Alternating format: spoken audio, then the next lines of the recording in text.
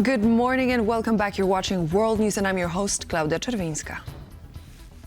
And we begin our service with the latest from Ukraine. At least one person has been killed and 6 wounded in a Russian strike on Odesa late Thursday night. The attack also disrupted the power and water supply. An earlier strike on Odesa has already left nearly 300,000 people without water. Close to 200 buildings in the port city have also been left without heating. In Kyiv alone, around 3,500 residential buildings were without heating on Thursday after an overnight attack knocked out supplies to nearly 2,600 apartment blocks, on top of the ones already affected by previous strikes. And while the attacks continue, U.S. State Secretary Marco Rubio expects to meet with Ukrainian President Volodymyr Zelenskyy in Munich. Asked about those continued Russian attacks on Ukraine, Rubio described them as terrible and emphasized that U.S. efforts to end the war aim to end the suffering of the people of Ukraine. Do you expect to meet with President Zelenskyy when you're there? I think so. I think he's going to be there, and there's a chance to see him. I believe it's on my schedule. I'm not 100% certain, but I'm sure we will. The Russian bombardment during all of this cold. It's terrible. It's a war. That's why we want the war to end. People are suffering. It's the coldest time of year. It's unimaginable, the suffering. That's the problem with wars. That's why wars are bad, and that's why we've worked so hard for over a year now to try to bring this one to an end. We still do not have firm answers from Russia regarding what has been proposed for next week. Ukrainian President Zelenskyy said during his nightly address on Thursday about a potential meeting. Our negotiating team is working all the time. They're in touch with the American side. Ukraine is ready for meetings, but at this point, unfortunately, we still do not have firm answers from Russia regarding what has been proposed for next week. So far, we hear nothing more than manipulation around the Oreshnik. This is certainly not about peace. And Ukrainian drones have hit a Russian oil refinery in a record-breaking long-distance strike, according to Ukrainian military sources. The General Staff of the Ukrainian Armed Forces said in a post on the Telegram messaging app on Thursday that a strike carried out by Ukraine hit the Ukhta oil refinery in Russia's Komi region, around 1,750 kilometers from the Ukrainian-Russian border. The General Staff added that parts of the facility used for oil and gasoline production were hit and that a fire broke out at site. And now Hungary. Leader of the opposition Péter Magyar said on Thursday that individuals linked to the government in Budapest were preparing to release an illicit video of him in an intimate situation with his former girlfriend in an attempt to discredit him ahead of the upcoming elections. In a video posted on social media, Magyar called it a classic Russian-style kompromat trap and explained that since he did not consume any drugs and the intercourse was consensual, he feels his conscience is clean.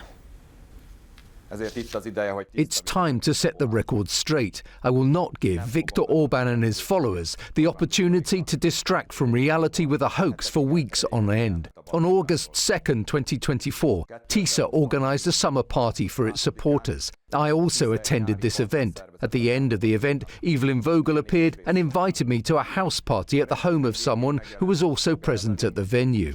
At that time, due to constant blackmail, I was no longer in a relationship with Evelyn Vogel. But that night, I did not realize that I was facing a security service operation, so I let myself be seduced. There was alcohol and what appeared to be drugs on the table. I did not touch anything on the table. I did not consume any drugs. A few minutes later, Evelyn and I went into the room and had consensual sex. We left the property at noon on August 3rd. Evelyn's actions and increasingly intense blackmail made it clear to me that I had walked into a classic Russian-style kompromat trap. But since I had done nothing illegal, my conscience is clean. The Polish Foreign Ministry has issued a warning for people planning to visit Cuba. Due to fuel and power shortages, Polish nationals have been advised against non-essential travel to the Caribbean island. Poland's foreign ministry issued a statement on Thursday saying that restrictions on access to fuel and long blackouts may cause significant difficulties for visitors. Moreover, Polish authorities say that travelers to Cuba may face difficulties in accessing water, transport, healthcare, and communication services. The deepening crisis on the island is caused by the U.S. oil blockade targeting Havana.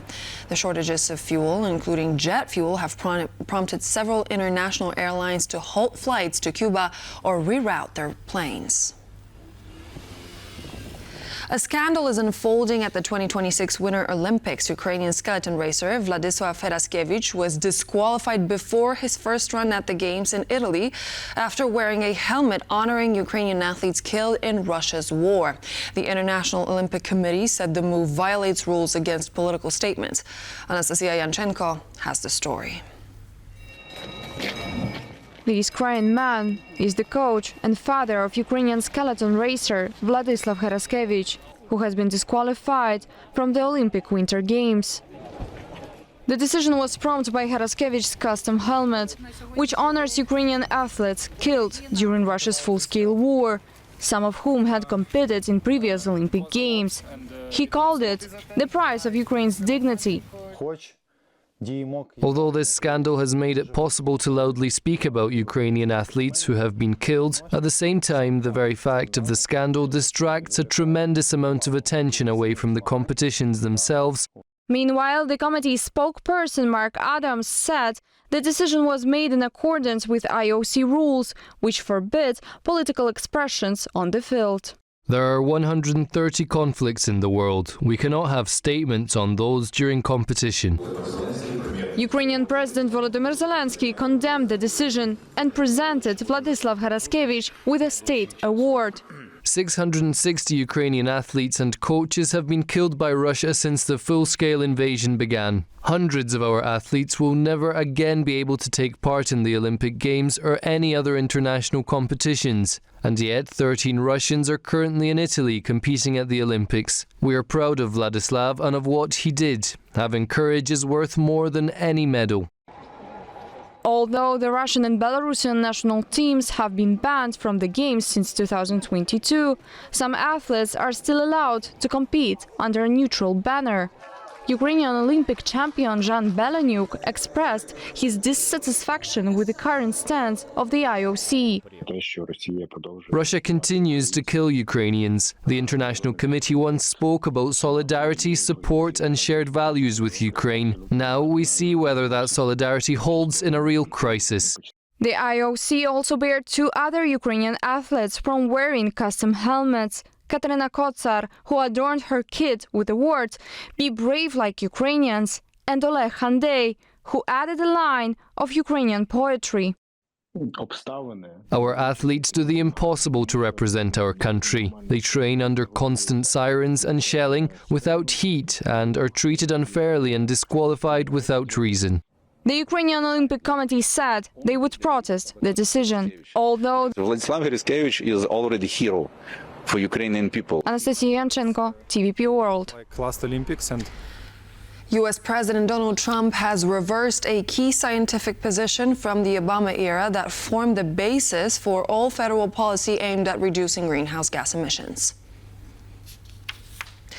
The Trump administration on Thursday reversed the opinion that greenhouse gas emissions endangered human health.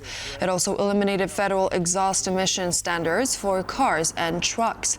The Environmental Protection Agency said in a press release the endangerment finding had relied on an incorrect interpretation of federal clean air laws. It said they were meant to protect Americans from pollutants that do harm through local or regional exposure, not through warming the global climate. Japanese authorities have seized a Chinese fishing boat and arrested its captain for allegedly fleeing inspection while in Tokyo's exclusive economic zone. The incident comes amid a major diplomatic dispute between the two countries. The Chinese boat's captain was arrested on Thursday near Nagasaki in southwest Japan and accused of ignoring orders to stop for an onboard inspection. There were a further 10 people on board at the same time of the seizure. Japan has seized fishing vessels from South Korea and Taiwan in recent years, but this incident is the first one involving a vessel from China since 2022. At around noon on Thursday, February 12th, a Japanese fisheries agency patrol vessel arrested the captain of a Chinese fishing boat in Japan's exclusive economic zone near Yakushima after he refused to submit to an on-board inspection. The case is currently under investigation, but to prevent and deter illegal operations by foreign fishing vessels, we will continue to carry out enforcement activities with a firm and resolute stance. Washington has announced the framework of a new deal that would eliminate all North Macedonian tariffs on U.S. industrial and agricultural imports. The 15% tariff imposed on Macedonian imports last year will remain in place. In an official statement released by the White House, the two countries agreed to work together to enhance supply chain resilience as well as to strengthen economic and national security cooperation. North Macedonia will also begin purchasing liquefied natural gas from the U.S. once the construction of a pipeline in neighboring Greece is complete. The 76th Berlin International Film Festival kicked off on Thursday with an array of world-famous celebrities gracing the red carpet. On the opening night of the festival, American actor Michelle Yeoh was awarded the honorary Golden Bear for a lifetime achievement. Yeoh, who rose to fame during the heyday of Hong Kong action films in the 1980s and 1990s, is the first Asian woman to receive the award. She gained international recognition with the 1997 James Bond film Tomorrow Never Dies and the martial arts classic Crouching Tiger, Hidden Dragon. After the opening gala, the audience watched the world premiere of No Good Man by award-winning Afghan director Shahrbanu Sadeh.